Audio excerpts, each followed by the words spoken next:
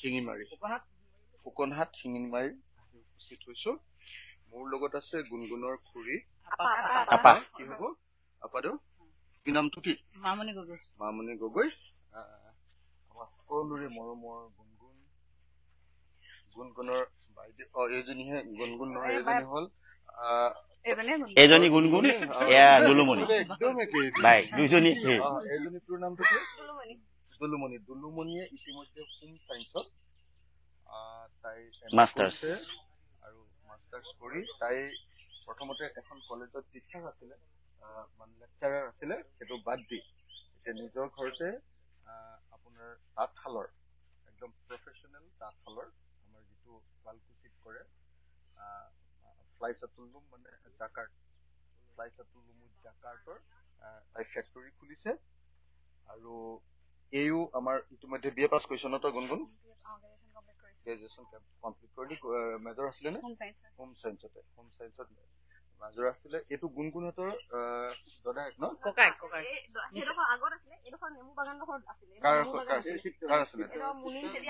মুনিন চেতিয়াৰ আমাৰ নেমু বাগান আছিলে। এইখনত উচ্ছেদ কৰি সম্পূৰ্ণৰূপে ধ্বংস কৰি দিলে। দুটা ঘৰ আছিলে, দুটা ঘৰ ভাঙি দিলে। এইটো এভিকশ্যন কৰিলে। মই নিজে বুজি নাপাওঁ যে এঘৰ অসমীয়া মানুহে ইয়াতে নেমুৰ বাগান খুলিছিলে আৰু গাড়ী হিচাপত নেমু লৈ গৈছিলে। চৰকাৰৰ কি মূৰৰ কামোৰণি হল যে এই নেমুৰ বাগানখন তেওঁলোকে ভাঙিব লাগে। আজি আমি দেখিছো যে চৰকাৰে ইয়াতে ফেঞ্চিং মাৰি ইয়াতে চুমনি ৰুই দিছে। ত ভালেই কথা বাৰু, চুম ৰুই দিছে, বেয়া হোৱা নাই। কিন্তু কথাটো হ'ল এজন অসমীয়া মানুহে নেমু কুৰাটো আৰু চুমনিখনত কি আছিলে? কচু আছিলে আৰু কঠীয়া আছিলে। কচু আৰু কঠীয়া পৰা আছিলে। সেইখিনি ভাঙি লৈ এনেকে উচ্ছেদ বেঙেনা আছিলে, জাতিলাও আছিলে, বেঙেনা, জাতিলাও, কোমোৰাৰ খেতি আছিলে, নিজৰ ঘৰৰ কাৰণে ফাৰ্ম আছিলে। ত এইটো কৰাটো আশ্চৰ্যজনক কথা। আজি আমি একেলগতে গুণগুণহঁতৰ পথাৰত হাল বাবলৈ দ মাটি আমি সকলোৱে এতিয়া খেতি কৰিবলৈ গৈ আছো। তই কি পিছু কৰি আছে বোলা?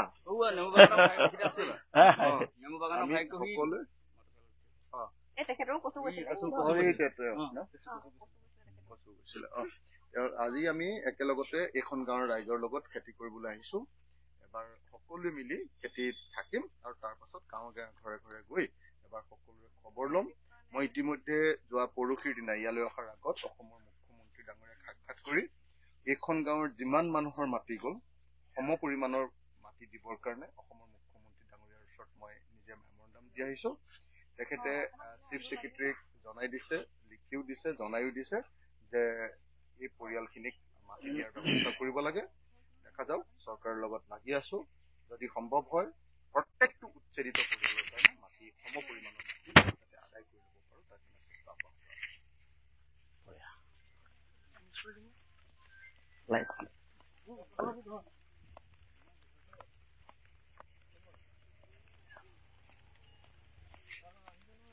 নমস্কাৰ।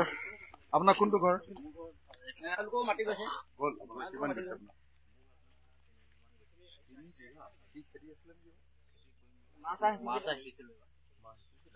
এবাৰ আহিবচোন পথাৰলৈ।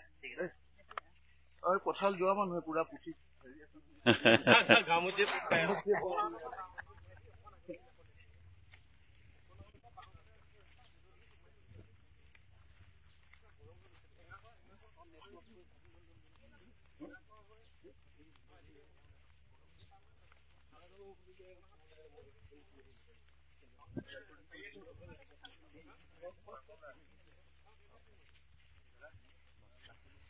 কোনটো ঘৰ? কি নাম তোমাৰ? আব্বাৰ নামত আছিলে। আব্বাৰ নামত। এবাৰ লগ পামগে দেই মই। অ বাইদেউ, বাইদেউ কোন ছোৱালী নাজানে। এইটো ঘৰ ন? আপোনাৰ মাটি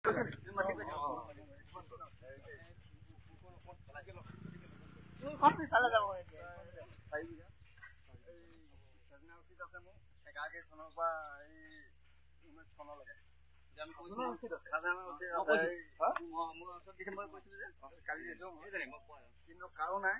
আৰু বাকীখিনি কেনেকে হেৰি কৰিলে চাপৰি মাটি উলিয়ালে গোটেইখিনি উলিয়াও সেইখিনিও এয়া বিদেশী মানুহ সোমাই আছে এতিয়া এইফালৰ খিনি উলিয়ালে ইফালে মানে চব সোমাই আছে মই এটা কাম কৰিম আপোনাৰ ওচৰলৈ অলপ পিছত আহিম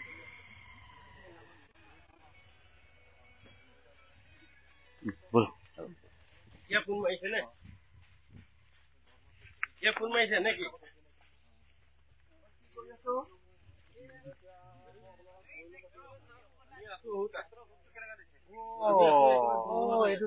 গৰম নহবলে ন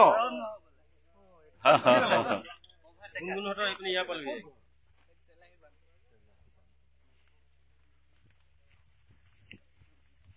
এইপিনে পথাৰলৈ আহি আছো একেবাৰে মানে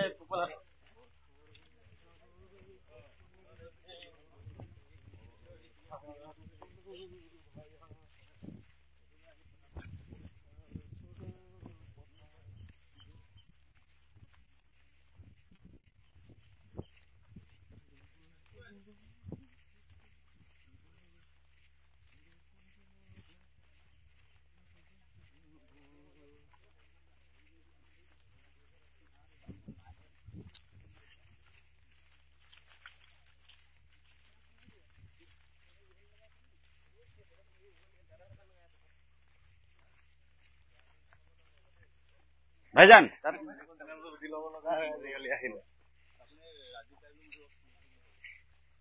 গামোচা এখন লৈ আহিব নোৱাৰিলা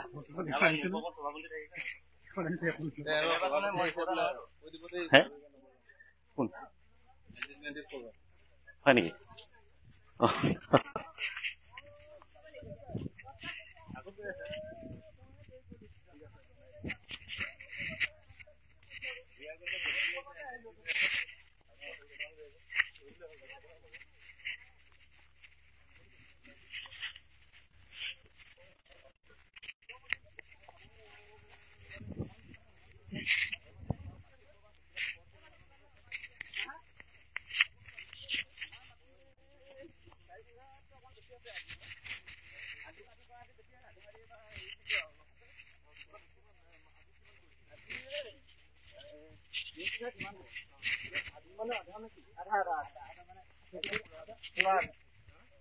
এইটো আমাৰ মাটি এইটো এতিয়া ইয়াৰ ইফালে ৰুব লাগে কৰিব লাগে সেই দেখোন থাকিলে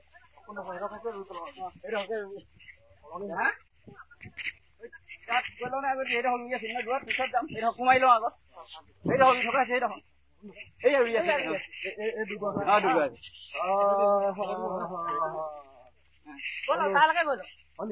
কোমাই লওঁ আগতে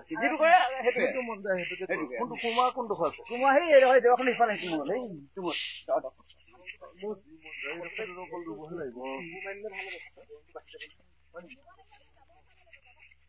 যাব উঠাব লাগিব এইবোৰ কোমাই লওঁ নেকি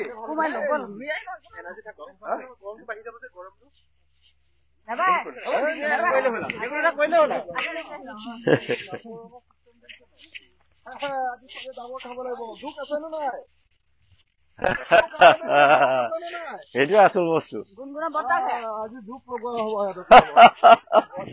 অসমীয়া আছো আজিহে নমস্কাৰ বৰমা আপাক নে বৰমাক ইয়াতে ৰখালো এতিয়া চব আমি ফিল্ডলৈ নামিলো কোনে কোনে এইটো ফুটিব নেকি আকৌ লাইফত থাক ভিডিঅ'টো অফিলা ফোনত ল'ব লাগিছিল লাইফ আকৌ এক্সট্ৰাকে এটা কৰি কোন খেতিয়ক খেতিয়ক না কোনোবা এটা এইটো আপুনি থৈ দিলে ভাল হ'ব আজি আমি টানিব পাৰি কোনে কোনে আছো আহি যা এই জাবৰ টানি আজি শেষ কৰিব পাৰিবি না নাই চাওঁ এইটোতো পুৰা চেচু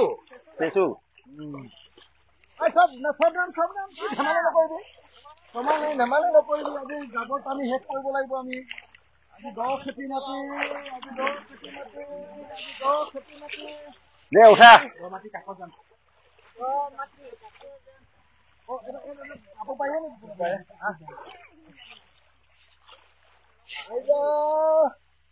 ঐ গুণগুণ গাঁৱতকে মই যে কম নহয় তই গম পাই যাবি এতিয়া আহিব দিয়া মোৰ লগত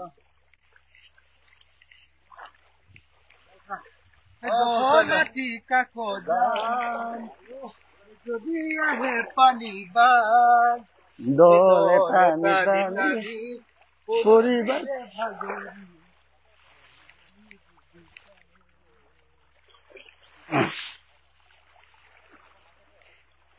মাছ আছে নে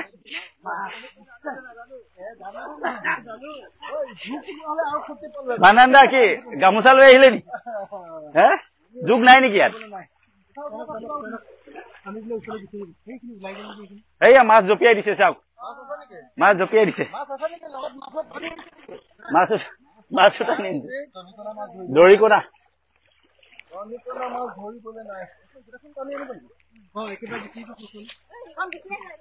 এই ইফালে ওলাই যাব ৰ নেতা নিবি ৰ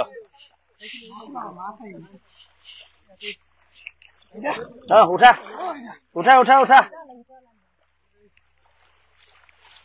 তই পথাৰত কাম কৰ জানো হে